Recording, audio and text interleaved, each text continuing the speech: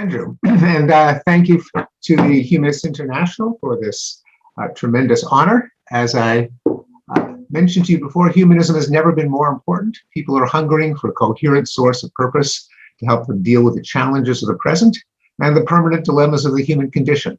The old supernatural myths can't satisfy that longing, nor can divisive political sectarianism. Our hope lies in the human capacity for sympathy and reason, and in the institutions that amplify them. I thank Humanists International for this recognition, and I extend my appreciation to humanists the world over, to all of you for the vital work that you do. Speaking of reason, it's a real honor to give you a sneak preview of my book, Rationality, What It Is, Why It Seems Scarce, Why It Matters. Rationality poses a puzzle. On the one hand, our species has discovered the age and nature of the universe. We have set foot on the moon. We have uncovered the secrets of life and mind. We have battled successfully the scourges that have immiserated humanity since the dawn of our species, such as war, famine, poverty, early death. At the same time, a majority of Americans, age 18 to 24, think that astrology is very or sort of scientific. Large proportions believe in conspiracy theories, such as that COVID-19 was a plot by Bill Gates to implant microchips in people's arms to track them, that there is a cabal of Satan-worshipping cannibalistic pedophiles in the American deep state, that contrails left by passenger jet aircraft are really mind-altering drugs dispersed in a secret government program. People circulate fake news, such as Yoko Ono, I had an affair with Hillary Clinton in the 1970s, or Democrats vote to enhance medical care for illegals now, vote down vets waiting 10 years for same service. And many people believe in paranormal woo-woo, such as possession by the devil, extrasensory perception, ghosts and spirits, witches, spiritual energy in mountains, trees, and crystals. In my book, I try to deal with this paradox by asking, what is rationality? Why does it seem so scarce? And ultimately, why does it matter? We'll begin at the beginning. What is rationality? And I define it as the use of knowledge to attain goals. Now, my favorite characterization of rationality comes from one of my heroes, the American philosopher and psychologist William James, who tried to put his finger on the difference between a kind of entity that we would credit with rationality and another alternative kind of entity that would superficially seem to be doing the same thing, but which we would not credit with rationality. And here's the way he puts it. Romeo wants Juliet as the filings want the magnet, and if no obstacles intervene, he moves toward her by as straight a line as they. But Romeo and Juliet, if a wall be built between them, do not remain idiotically pressing their faces against the opposite sides like the magnet and filings with a card. Romeo soon finds a circuitous way by scaling the wall or otherwise of touching Juliet's lips directly. With the filings, the path is fixed. Whether it reaches the end depends on accidents. With a lover, it is the end which is fixed. The path may be modified indefinitely. Well, that raises the question, how can knowledge be used to attain goals? Why should this ever work? And the answer comes from normative models. That is, models from logic, from mathematics, from probability, from artificial intelligence that are our best characterization of how a rational agent ought to reason. That is, what provides the correct answer to problems of rationality against which we can compare the performance of the human mind. For example, we have normative models from logic, which allow us to deduce new propositions from existing ones, and to avoid fallacies like affirming the consequent. Every creative genius was laughed at his time. People laugh at my ideas, therefore I'm a creative genius. Fallacy, an example of affirming the consequent. Probability. the likelihood of an event depends on the number of occurrences as a proportion of the number of opportunities. And that helps us avoid fallacies like the availability bias, namely judging probability by how quickly events pop into mind, salient events that get covered by the news.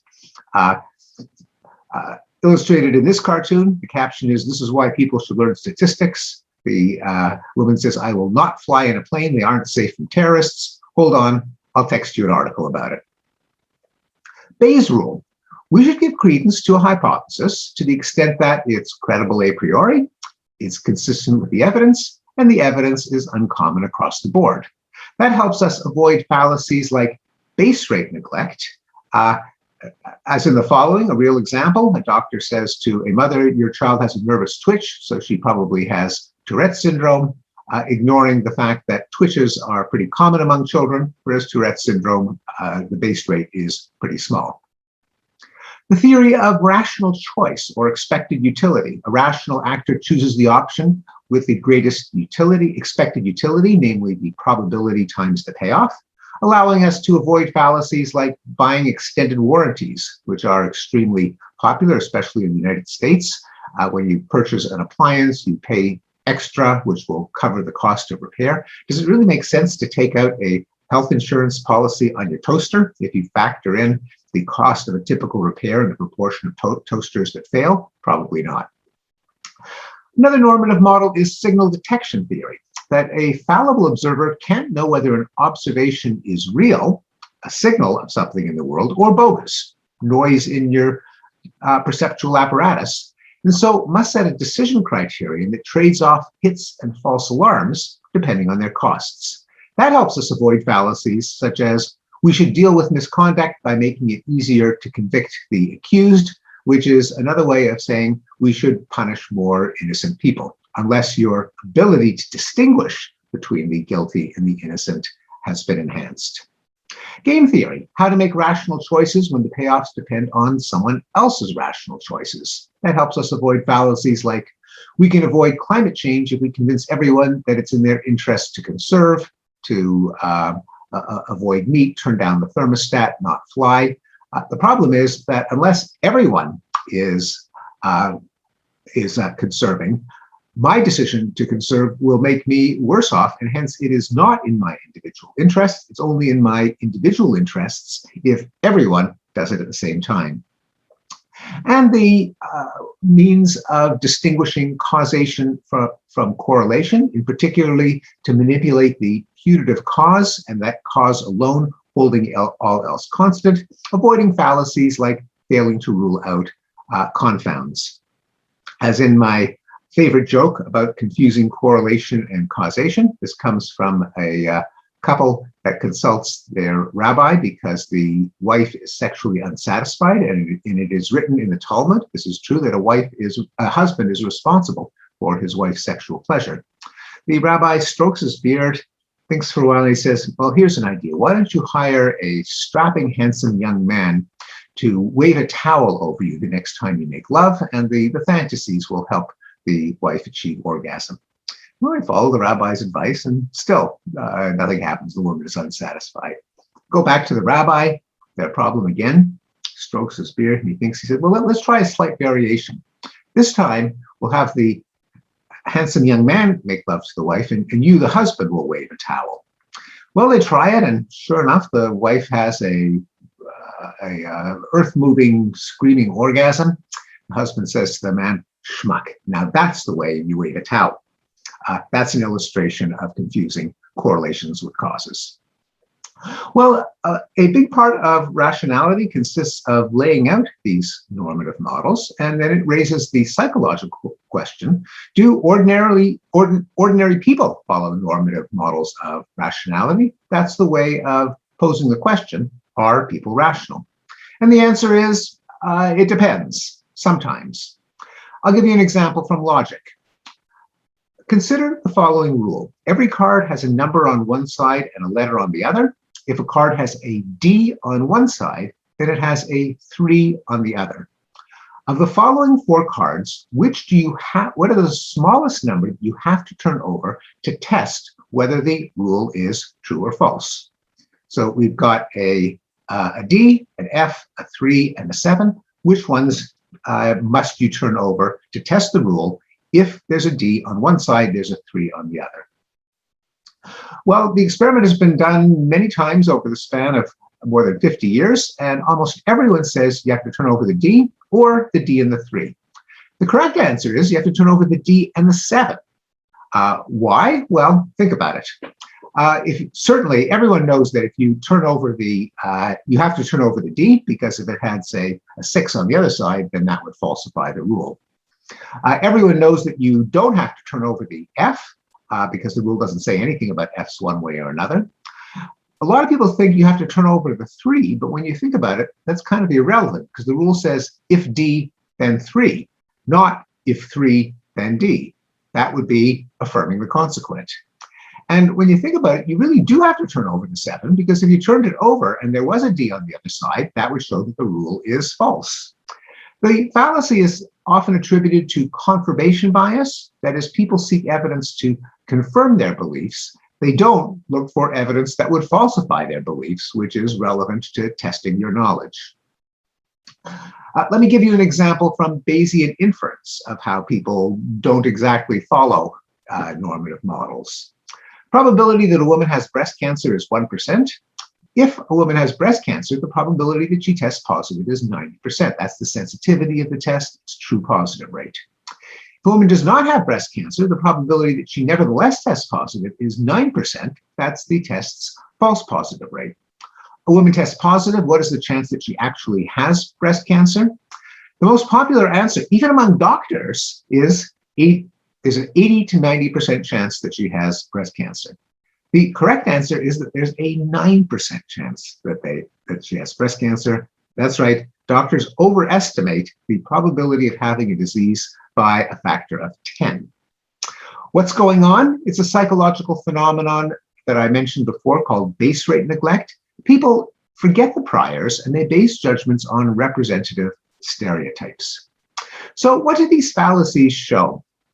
Do they show, as Mr. Spock might have said, that humans are irrational? Well, not so fast. Here's a twist on the logic problem. Here is a law. If a bar patron is drinking beer, he must be over 21. That's the drinking age. You are a bouncer and have to enforce the rule. Who do you check? If you see a guy drinking beer, do you ask for his driver's license to find out how old he is? There's a guy drinking Coke. Do you ask for his driver's license? There's a guy who's clearly over 21. Do you look into his glass to see what he's drinking? And there's a guy who's under 21. Do you look into his glass to see what he's drinking?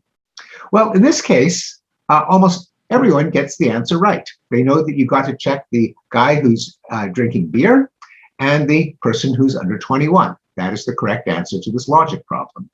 It's sometimes called the content effect. Namely, even if people are illogical with abstract symbols, they can be logical with certain kinds of meaningful content, particularly when it deals with socially relevant information, like obligations and rules and precautions. Well, now let me give you a twist on the probability problem. 10 in every 1,000 women have breast cancer. Of these 10 women, 9 will test positive. Of the 990 women without breast cancer, about 89 will nonetheless test positive. A woman tests positive, what are the chances that she actually has breast cancer? Well, now people think, okay, well, all the people who test positive, 98 are the ones who don't have breast cancer, 9 are the ones who do. Therefore, the chances are approximately 9%. And indeed, when the problem is framed in this way, 87% of doctors get the answer correct. In fact, even 10-year-olds will get the correct answer on this problem. It's a difference between natural frequencies, namely you have actual counts of bodies that you could visualize in your mind's eye, versus single event probabilities. What is the probability that that woman is sick? And the human mind seems to deal more easily with natural frequencies. So a better conclusion about human rationality than the cynical Mr. Spock conclusion is that people have ecological rationality. That means they can reason about content that's relevant to their lives, mixed up with their knowledge about the content of that domain. They estimate probabilities as they encounter sequences of events in their lives. They have much more trouble with formal rationality, that is, with abstract rules and formulas that can apply to any content, where you don't have to know anything, you just apply the formal algorithm. These you have to learn and consciously deploy. Well, the question that this leads to, the one that everyone asks me, is if people can be rational, why does humanity seem to be losing its mind? Why is there so much fake news and conspiracy theories and medical quackery and paranormal woo-woo? There's not a simple answer to this question. I think there are at least 4 reasons. The first and most obvious is a phenomenon called motivated reasoning. That is, as I mentioned, rationality is always in service of a goal. That goal is not necessarily objective truth. It can also be to win an argument in which the stakes matter to you. As Upton Sinclair once put it, it's very hard to convince a man of something if his job depends on his not understanding it. The goal can be to prove how wise and moral your group is, your religion, your tribe, your political sect, and how stupid and evil the opposing one is. Sometimes called the my side bias, and probably the most powerful and widespread cognitive fallacy. Let me give you an example of motivated reasoning. Consider this syllogism and think about whether it is logically valid, that is, whether the conclusions follow from the premises. If college admissions are fair, then affirmative action laws are no longer necessary. College admissions are not fair. Therefore, affirmative action laws are necessary. Now, this is the fallacy of denying the antecedent. In fact, it does not logically follow from the premises. The problem says if P, then Q. It doesn't say anything about if not P. However, a majority of people on the left, liberals, incorrectly say that this is logically valid. A majority of conservatives on the right correctly say that it is logically invalid. Now, this does not mean that conservatives are more logical than liberals. Consider this syllogism. Again, the question is it logically valid? Do the premises follow from the conclusions? If less severe punishments deter people from committing crime, then capital punishment should not be used. Less severe punishments do not deter people from committing crime. Therefore, capital punishment should be used. Once again, this is not valid. It's an example of the fallacy of denying the antecedent. This time, it's the people on the left who oppose capital punishment to begin with who get it right. People on the political right, the conservatives who favor capital punishment, get it wrong. That is, people are too quick to assign validity to an argument that leads to the conclusion that they wanted to be true in the first place. A second reason for widespread irrationality are primitive intuitions, ways of thinking that we're just born with because we Homo sapiens evolved that way, such as dualism. We all sense that when we deal with other people, that they're not just hunks of matter, but that they have minds, not just bodies. Well, from there, it's a short step to imagine minds that can exist independently of bodies. And so it's natural for us to believe in spirits and souls and ghosts and an afterlife and reincarnation and ESP. We're all intuitive essentialists. That is, we have an intuition that living things contain an invisible essence that gives them their form and powers. Well, from there, it's a short step to believe that vaccines must be dangerous because, after all, you're injecting a disease agent into a healthy body. That genetically modified organisms must be dangerous because they have a contaminant and likewise other food additives. And by the same token, to make us too credulous in homeopathy and herbal remedies, which would seem to be transferring some healthful essence into the body. It helps explain why so many cultures have in their folk medicine purging and bloodletting and fasting and getting rid of toxins.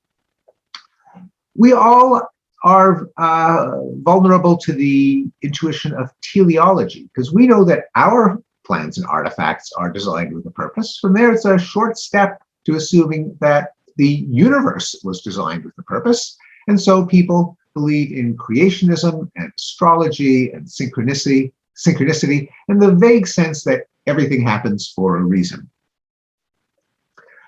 Finally, we have intuitions of collective self-defense. We're vulnerable to ambushes and raids by enemies plotting in secret, which indeed was a hazard to our tribal ancestors.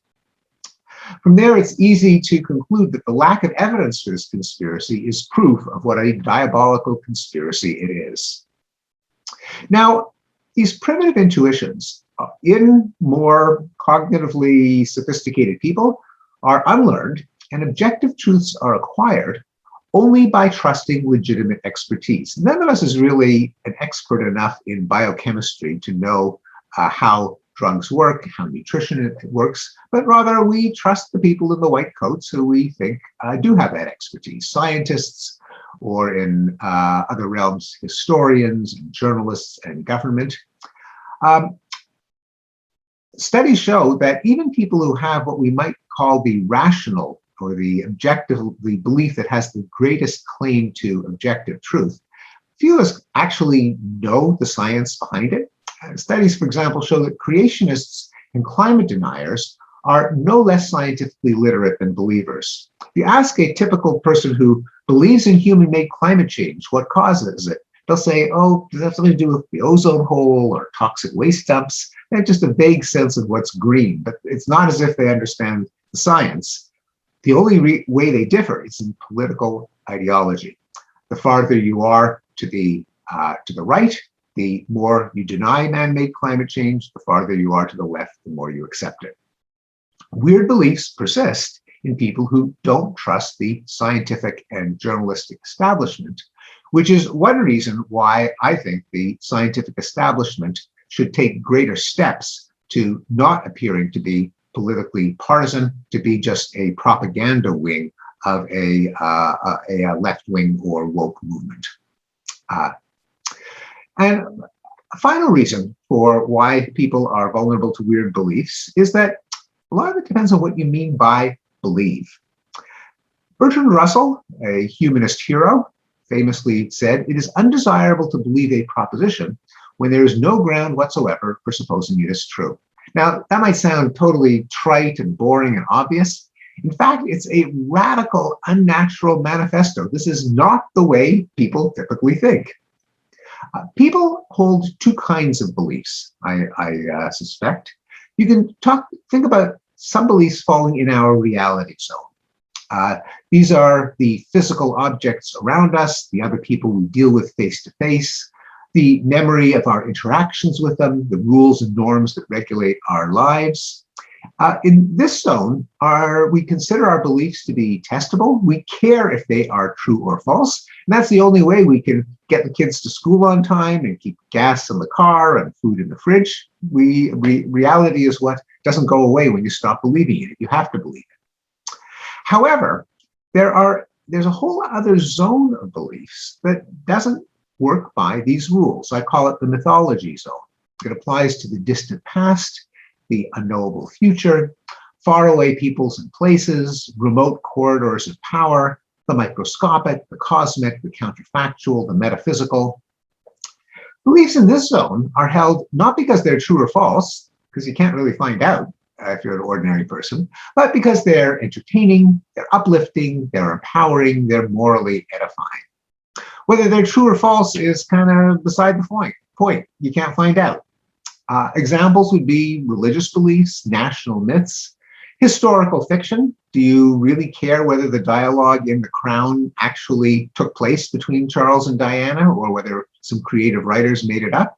People don't seem to care that much. And conspiracy theories. Many people who believed that a Washington area pizzeria had a child sex ring nonetheless didn't call the police. They just left a 1-star review on Google. Now, there was a guy who came in with his guns blazing to rescue the children. He did have that conspiracy theory in the reality zone, but the majority of people thought it was an interesting idea, and they obviously didn't care that much about whether it was true or false. Well, it leads to the question, how can we become more rational? Part of the answer is the tools of rationality, the normative models that I explained, should become second nature. Rationality should be the fourth R together with reading, writing, and arithmetic. Also, norms of rationality should be promoted. Beliefs should be hypotheses to be tested, not treasures to be guarded. As the linguist Anne Farmer put it, it isn't about being right, it's about getting it right.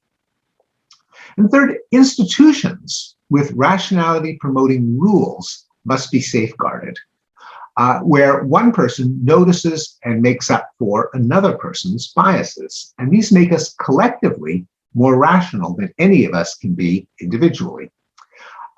Just to give you an example, in that logical card selection task, if D, then 3, remember that little puzzle? Turns out people working alone, maybe 1 in 10 get it right. But if you just throw people into groups and have them solve the problem, now 7 in 10 get it right. And as soon as one person spots the correct answer, the group always agrees. What do I mean by rationality promoting institutions? Well, things like science with empirical testing and peer review, democratic government with its checks and balances, journalism with its editing and fact-checking, judicial systems with their adversarial proceedings, academia with the principles of freedom of inquiry and open debate, even Wikipedia, with whose editors have a commitment to neutrality and objectivity. And I will throw in international organizations that are committed to rationality and truth, such as Humanists International. By the way, compare Wikipedia, which is surprisingly accurate, with, say, social media, which has exactly the opposite norms. You get a reputation there, not for accuracy, but for lurid and emotionally arousing and outrageous posts that other people like or share, whether they are true or false. Finally, why rationality matters. Well, rationality certainly matters to our lives. And there are data to show that people who follow the normative models that I mentioned earlier in the talk and avoid the cognitive fallacies, on average, get into fewer accidents and mishaps, have better financial, health, and employment outcomes. Secondly, rationality drives material progress. I mentioned earlier, and I explained in my book Enlightenment Now, that over the course of history, longevity, peace, prosperity, safety, and quality of life have all gradually increased. I often get asked the question, does this mean you believe in progress? The answer is no. As the humorist Fran Lebowitz said, I don't believe in anything you have to believe in. Progress comes from deploying reason to improve human flourishing, science and democratic governance and other brainchildren of human ingenuity. Finally, perhaps less obviously, rationality, I would argue, drives moral progress, what we are all at this conference to promote. And in another book, The Better Angels of Our Nature, I discovered in the course of writing this book that many moral movements began with a rational argument, that a thinker, a philosopher, would identify reasons why some current practice was indefensible, was inconsistent with other values that people held at the time, would publish the argument in a pamphlet or a book, which would then go viral. It would be debated in salons and coffee houses and pubs, and eventually would influence people in power and become the law of the land. I'll give you some examples, like religious persecution. Did people really need a logical argument as to why something might be a wee bit wrong with burning heretics at the stake? Something that no longer happens much in the West, but as many people in this conference would attest, is still a tremendous force in other parts of the world. Well, they did. In the 16th century, Sebastian Castellio wrote about John Calvin. Calvin says that he is certain, and other sects say that they are. Who shall be judge? In view of the uncertainty, we must define the heretic simply as one with whom we disagree. And if then we are going to kill heretics, the logical outcome will be a war of extermination, since each of us is sure of himself. What about forms of cruel punishment, like breaking on the wheel, or disembowelment, or burning at the stake, or being pulled apart by horses? Well, here again, the movement to abolish cruel punishment began with an argument, in this case by Cesare Beccaria in the 18th century. As punishments become more cruel, he wrote, the minds of men, which like fluids always adjust to the level of the objects that surround them, become hardened. And after 100 years of cruel punishments, breaking on the wheel causes no more fear than imprisonment previously did. For a punishment to achieve its objective, it is only necessary that the harm that it inflicts outweighs the benefit that derives from the crime. And into this calculation ought to be factored the certainty of punishment and the loss of the good that the commission of the crime would produce. Anything beyond this is superfluous and therefore tyrannical. What about war? Well, here again, there was the anti-war movement began with an argument from Desiderius Erasmus, who wrote, "The advantages derived from peace diffuse themselves far and wide and reach great numbers, while in war, if anything turns out happily, the advantage redounds only to a few. One man's safety is owing to the destruction of another. One man's prize is derived from the plunder of another. The cause of rejoicings made by one side is to the other a cause of mourning. Whatever is unfortunate in war is severely so indeed, and whatever, on the contrary, is called good fortune is a savage and cruel good fortune, an ungenerous happiness deriving its existence from another's woe." Autocracy, as John Locke put it, freedom of men under government is to have a standing rule to live by, common to every one of that society, and made by the legislative power erected in it. A liberty to follow my own will in all things where that rule prescribes not to be subject to the inconstant, uncertain, unknown, arbitrary will of another man, as freedom of nature is to be under no other restraint but the law of nature. Well, not long after, Mary Astell, the first feminist, wrote, "If absolute sovereignty be not necessary in a state, how comes it to be so in a family? Or if in a family, why not in a state? Since no reason can be alleged for the one that will not hold more strongly for the other. If all men are born free, how is it that all women are born slaves? As they must be, if the being subjected to the inconstant, uncertain, unknown, arbitrary will of men," sound familiar, "be the perfect condition of slavery." One of many cases in which an argument for the rights of one group was logically extended to other groups, in this case, women. Finally, slavery. As Frederick Douglass put it, there are 72 crimes in the state of Virginia which, if committed by a black man, no matter how ignorant he be, subject him to the punishment of death, while only 2 of the same crimes will subject a white man to the like punishment. What is this but the acknowledgement that the slave is a moral, intellectual, and responsible being? The manhood of the slave is conceded. Now, I argue that not only have reasons guided movements for change, but reason should guide movements for change. They make the difference between moral force and brute force, between marches for justice and lynch mobs, between human progress and breaking things. And it is reason that will be needed to ensure that moral progress continue, that the abominable practices of our time will come to be seen by our descendants as barbaric as breaking on the wheel and slave auctions seem to us. The power of rationality to guide moral progress is of a piece with its power to guide material progress and wise choices in our lives. We are born into a pitiless universe. We are subject to all of the baggage and legacy and inner demons of the competitive evolutionary process. Reason gives us standards for understanding the world and each other that transcend our parochial limitations and therefore are our only real tool to improving our material condition and our moral condition. With that, I thank the Humanists International again for this wonderful honor and for the opportunity to give you a preview of my forthcoming book. Thank you.